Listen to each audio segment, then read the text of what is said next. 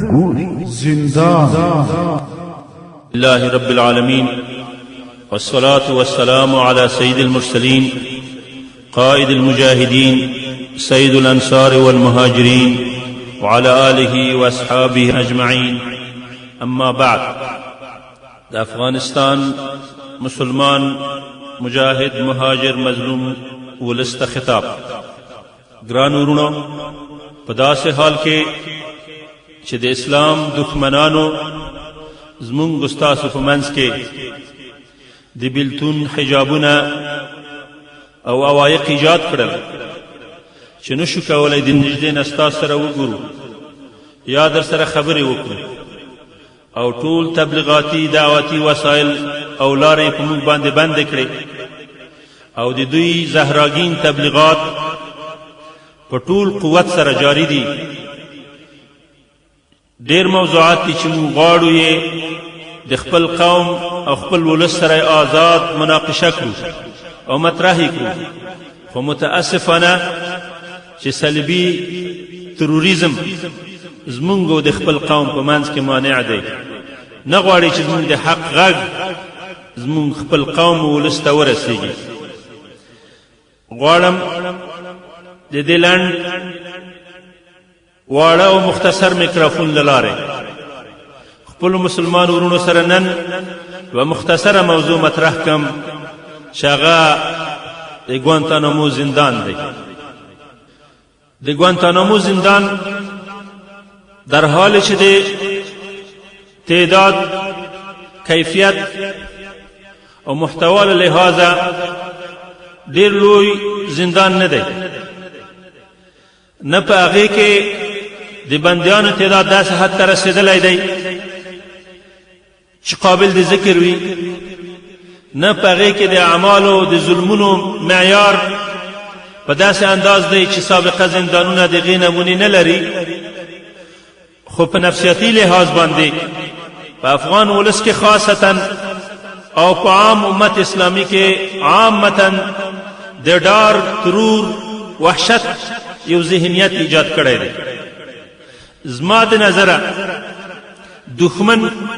د اول ورځ نه چې دا زندان په ګوانتانامو کې جوړ کا او دا د قفسونو په منځ کې جوړ کړه، په یوه جزیره کې جوړ کړه،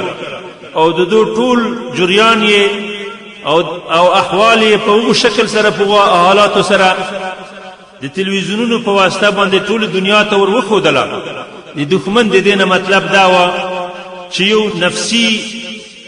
دار او ترور د خلکو په ذهن کې ایجاد کړه. اگر چې د دښمن خساره د دې کار نه په تبلیغاتي لحاظ تر ګټې نه زیاته وه، خو کوم مطلب چې دښمن هم دغه مطلب دپاره دا زندان جوړ کړه، هغه مطلب اثر هم د خلکو په نفسونو کې محسوس دی، او هغه اثر څه دی؟ هغه د ګوانتانامو د زندان نه ډار او ویره ده. د دې زندان ویره داسې حد ته ورسېدله چې مجاهدین، مهاجرین، علما نه تنها دا چې د جهاد، د قیام او د ازادۍ خبرې نشي کولی، بلکې ډېر ضعیف نیمانه خلک یې د دې ډار دې حد ته ورسول چې د اسلام احکام او مفاهیم تحریف کړه. د ګوانتانامو زندان د 600 شاوخوا زندانیانو تر اوسه پورې هلته مونږ د قتل او د جرح واقع ډېر محدودې دي. تعذیب جریان کوم چې موږ د زندانیانو نه اورېدلی دی، هغه حوادث هم د پاکستان ته زندانو، د بګرام او د قندهار ته زندانونه معیار د وحشت پکې کم دی، زیات نه دی.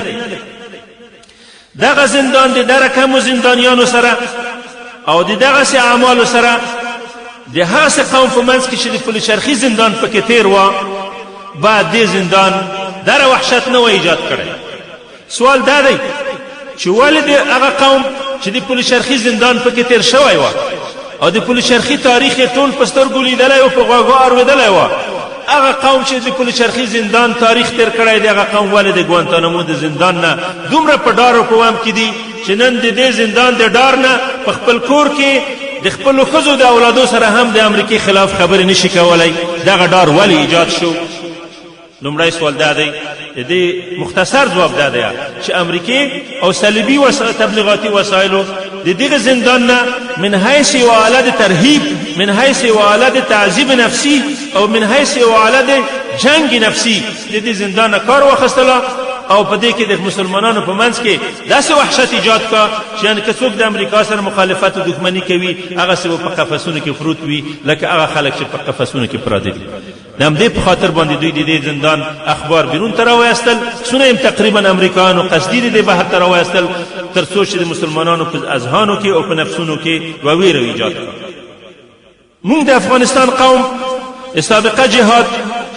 د موږ د اجمالي احصایو په نتیجه کې تقریبا ټول د دوره د کمونستانو کې د پل شرقي د زندان 1,20,000 په حدود شاوخوا کې قربانیان درلوده. امتداد د هغه کسانو چې بندیان شوي دي خلاص شوي دي، بندیان شوي دي، تعذیب شوي دي او زیاته موده یې تېره کړې هغه خو ډېره دغه احصایه.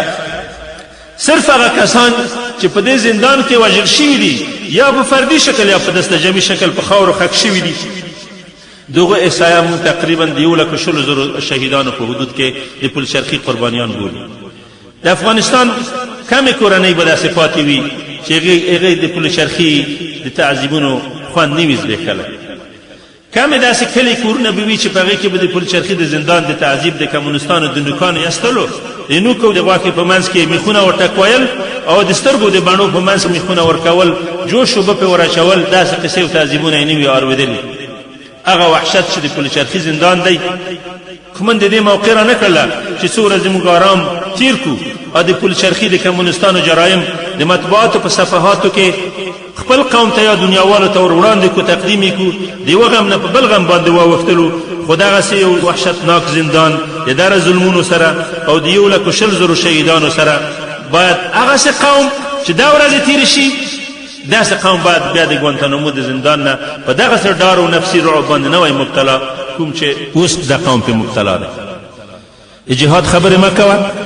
ولې چې بندي بشي، جهاد مه کوه چې بندي بشي، امریکایانو خلاف کار مه کوه بندي بشي، تبلیغات مه کوه بندي بشي، نشرات مه کوه بندي بشي، مضمون مه لیکه بندي بشي. او که بالاخره مسلماني منع شي چې مسلماني مه کوئ دې حالت راغله چې اوس خلک د مسلمانۍ پرېښودو ته هم تیار. هغه کمونستانو چې کوم رعب د خلکو په ذهن کې سابق ایجاد کړی وه چې خلکو به برالان منځونه هم نه کول تر څو چې د اخوان شیاطین تهمت پرې ونه لګي، اخوان شیاطین خلک ورته وایي لمونځ به هم نه کوله. هغه حالت اوس هم راغی. اوس هم د کابل په جوماتونو کې د لمانځ ګزارانو فیصدي ډېره کمه شوې ده او ډېرو خلکو چې د مسلمانۍ د دیندارۍ لافې ویلې د دې په خاطر چې د مجاهد او د القاعده او د طالب تهمت په ونه لګي، منځونه براله نه کوي او ګیرې ورته وخریلې او ښځې په زوره باندې لوسې کړې تر څو چې دی د یو معتدل خیال، آزاد خیال مسلمان په حیث باندې ارزنده او متبارز وکړي. زه دا یوه غلطي بولم و اشتباه بولم. جهاد د قربانۍ لار دی. رسول صلی الله علیه وسلم فرمایي من سأل الله شهادة من صدق قلبه بلغه الله منازل الشهداء وإن مات على فراشه او كما قال صلى الله عليه وسلم. که څوک د زړه د شهادت سوال وکړه الله به هغې ته د شهادت درجې ورکړه ولو که دی په خپل بستر کې مړ شي. د دې حدیث نه دا معلومیږي چې د شهادت غوښتل مستحبه خبر ده، مسنونه خبر ده. د شهادت تمنا کول سنت دی. جنگ ته به د شهادت په نیت ورنوځي. د دې معنا دا ده چې په اسلامي مبارزه کې چې څوک قدم ایږدي د مبارزې ته به د اول ورځ نه د قربانۍ په نیت باندې ورنوځي، د نجات په نیت باندې به نه ورنوځي، د امتیاز په نیت باندې به نه ورنوځي، د قربانۍ په نیت به ورنوځي چې په دې کې شهید شي او د شهید درجې وګټي. نو یو څوک چې د جهاد او د قربانۍ په نیت کې د شهادت میدان ته ورځي هغه به بیا د بندیخانې نه ویریږي. یو څوک چې شهادت غواړي یا به د بندیخانې نه ویریږي، تعذیب نه به ویریږي. د الله په لاره کې تکلیفونه تېرول دا د دې لارې هغه ورونو. الله پاک ولې د یوسف علیه السلام قصه دره په تفصیل سره کوي. هېڅ قصه په قرآن کې په دومره تفصیل سره نه ده ذکر شوې لکه د یوسف علیه السلام قصه چې په تفصیل کې ذکر ده. په دې کې حکمتونه دي، خو یو د حکمتونه دا دی چې الله پاک د یوسف علیه السلام د بندیخانې قصه کوي. یوسف علیه السلام بندیخانې ته ننوتل. ولې بندیخانې ته ننوتله؟ او ولې په بندیخانه کې وخت تیر کړه دومره وخت تیر کړه او څنګه د بندیخانې نه ووتله دا ټوله قصه قرآن ته د دې په خاطر کوي چې د یو داعي ته بندیخانې ته ننوتل او د بندیخانې تصور په ذهن کې آسانه خبر وي چې الله پاک هاسې حسین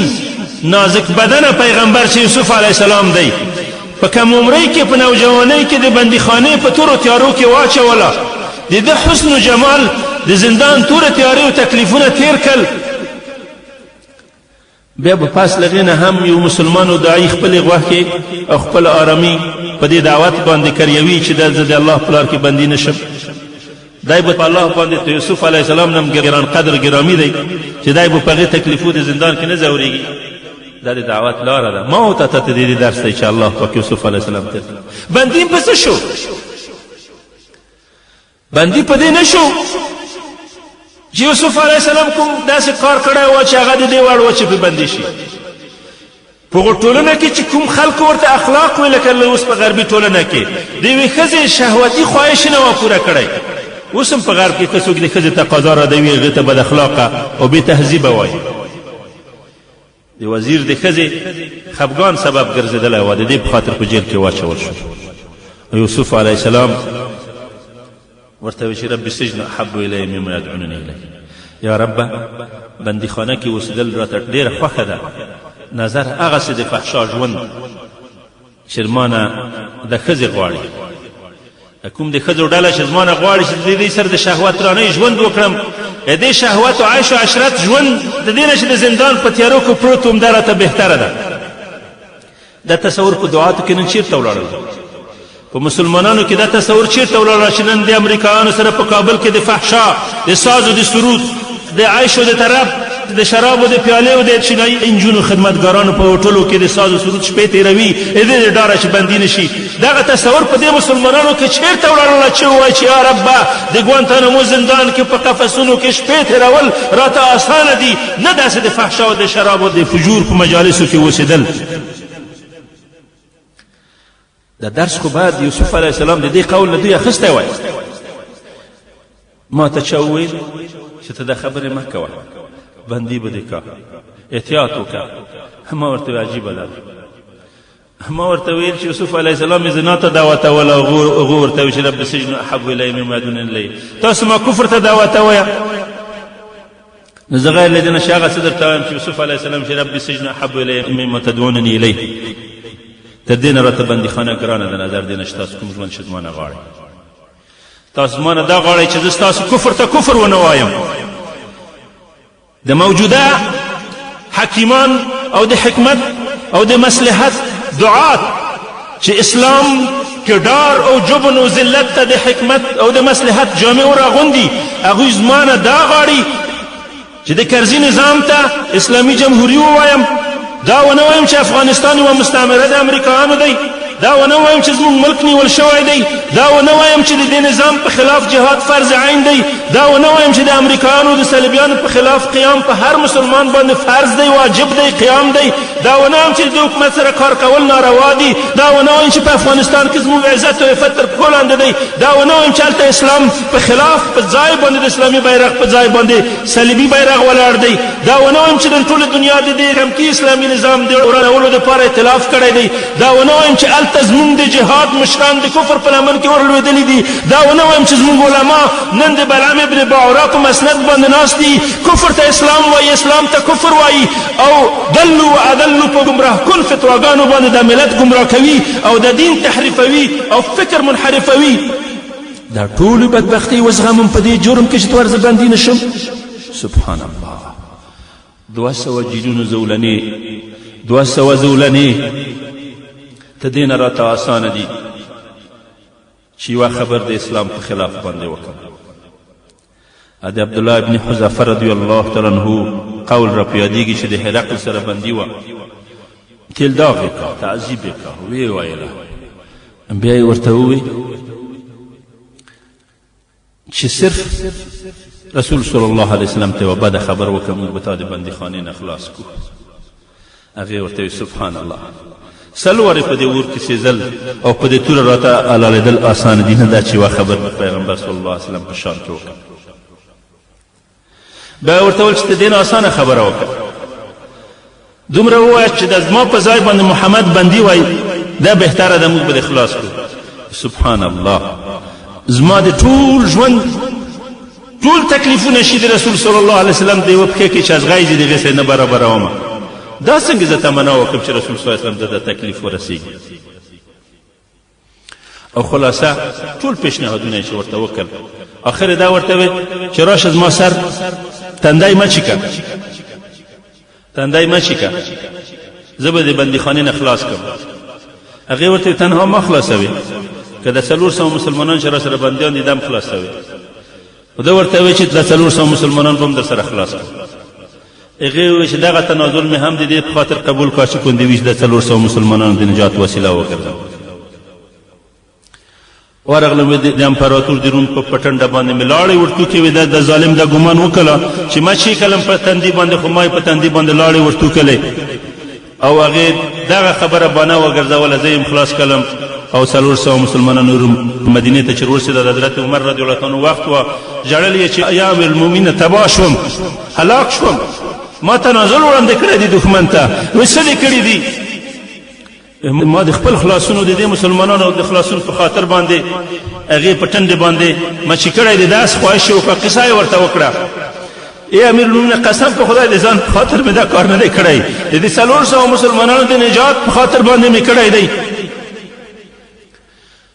حضرت عمر رضی الله عنه منبر ته جګ شو او ورته ویې چې مسلمانانو عبدالله ابن حذافه د دې کار په خاطر باندې 400 مسلمانان آزاد کړي دي د مرګ نه زه نن د ده تندی مچې کوم او په تاسو ټولو باندې حق دی چې د عبدالله ابن حذافه رضی الله تعالی تندی مچې کوي تر څو چې د په زړه کې چې کوم احساس د کمترۍ پیدا شوی دی دغه احساس ورک شي د زړه نه هغه مسلمانانو چې دا احساس نه کوله دومره هم نه منله چې کافر ته دا راووایي دغه کوم خلک چې نن د اسلام دعوه کوي په سر پټکۍ په مخ ګیرې لري او د کفر او د بشت په مزدورۍ کې د اسلام نه دومره تنازلات کوي د صحابه و دغه کیسې چیرته دي چې دغه کیسې دی په یاد د کفر په لښکر کې ولاړ د اسلام په خلاف جنګ کوي هغه ته دې نه بندیخانه ورته ښه نه وه ته د ژوند ته دې نه بندیخانه ښه نه وه ورته زولنو کې ناست وي غیر مکلف خو بولي ګرانو وروڼو نو زه دا وایم چې ژوند د څه دپاره که ژوند د اسلام په لار کې نه وي که ژوند د دین او د هدف په لار کې نه وي ژوند د څه دپاره سل واره ته د ژوند نه مرګ ښه دی رسول صلی الله علیه وسلم وایي چې لا تشرکن بالله وان حرقت او عذبت د الله سره شریک مه راوړه ولو که ته ووژل شي او وسوځل شي په اور باندې نن خلک نه تنها چې د اور د سوځلو د ډار نه او د وژلو د ډاره ترې نشته د ډالرو د ګټلو په خاطر باندې د الله سره شریک وي د الله دین ته تحریفوي د الله د دین دښمني کوي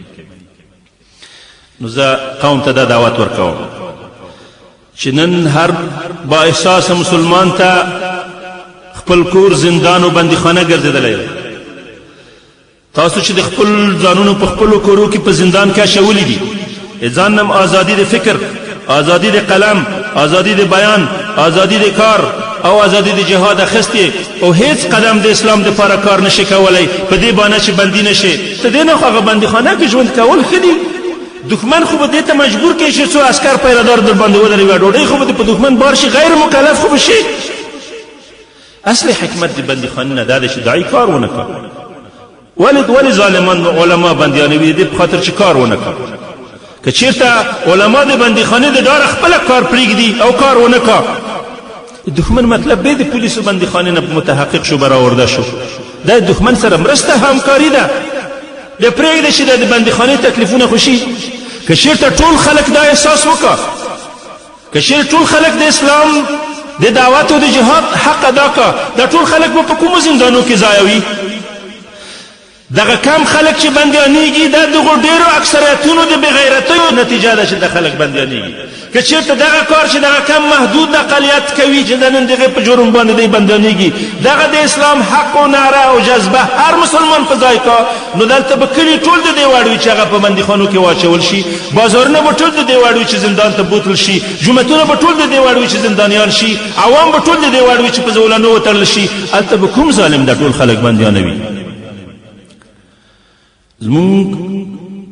په جیل کې پراته په زنځیرو تړلي ورونه دغه زنځیرونه د زرهاو مسلمانانو د بېغیرتۍ په نتیجه کې تېروي چې هغوی تخلف کړی دی هغوی د اسلام حق نه دی ادا کړی دی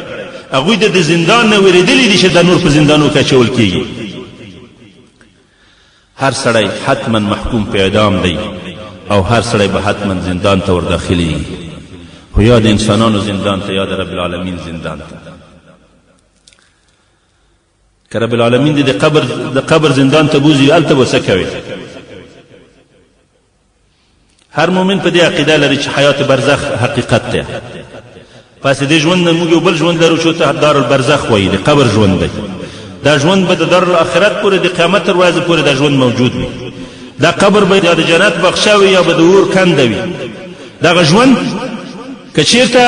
سړي ته د جنت بخښه ونه ګرځي دا څومره بدترین زندان دی چې انسانان اوس مخ په دې زندان باندې ور روان دي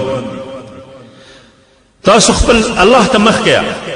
چې تاسو د الله د دې زندان نه ډېر وېرېږئ که د امریکانو د کیوبا د زندان نه ډېر وېرېږئ ای د زندان وېرېدونکو خلکو د رب العالمین زندان خو مې ورځ در په یاد کړئ که نه د سی آی ای او د آی اس آی د استخباراتو خاطر کوئ د هغې نه ډارېږئ د رب العالمین کرام الکاتبین چې ستاسو سره شپه ورځ ناست دي او ستاسو اعمال لیکي او الله درته ناظر دی شاهد دی په سر باندې ټولې خبرې مار وي او لیکل کېږي او قادر دی چې تا په مځکه باندې ژوندی نه نباسي مالک دی خالق دی حساب هم در سره کوي دا د الله د جواسیسو خاطر هم کوي که نه کوي دا د الله د استخباراتو نه هم کله ډار شوی یې که نه شوی چې استخبارات څه درته لیکي څه راپورې درته جوړ کړی دی که د دنیا د زبانیت السجن د زندان د تعذیب د وحشي انسانانو بې احساس انسانانو د قمچینو د لرګیو نه وېرېږئ آیا د الله هغه ملک هم در په یاد دي که نه چې هغوی د الله معصیت نه کوي علیهم ملائکة غلاظ شداد لا یعصون الله ما امرهم ویفعلون ما یؤمرون د هغه غلاظ و شداد و ملائکو د عذاب هغه هم تصور د سره شته که نه عقیده د سره شته که نه آیا د ژوند به تر اخره پورې همدغسې وي بوش دې هم وار وي او د بوش د مزدوران چې نن د هغې دپاره لاسپیکر جوړ شوي دي او د صلیبي لښکرو قمچینې په لاس کې اخیستې دي په هر ځای کې مسلمانانو دعا تعذیبوي ټولې د وار وړي چې دغسې طغات و فرعینه په ټول د تاریخ کې زښته ډېر تېر شوي دي خو د حق غږ یې نه دی خاموش کړی او د دې دعوت جذبه یې نه ده ورانه کړې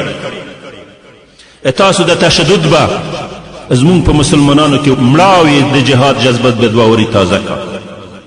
ستاسو د ظلمونه به بیا بیرته د مجاهدونو صفونه جوړ کا تاسو د دې ظلم نتیجه وه چې نن په عراق کې په لکاو مسلمانان مسلح شول او په ځان پورې بمونه تړي او د صلیبي لښکرو دپاره د ستونې ازغي وګرځېدل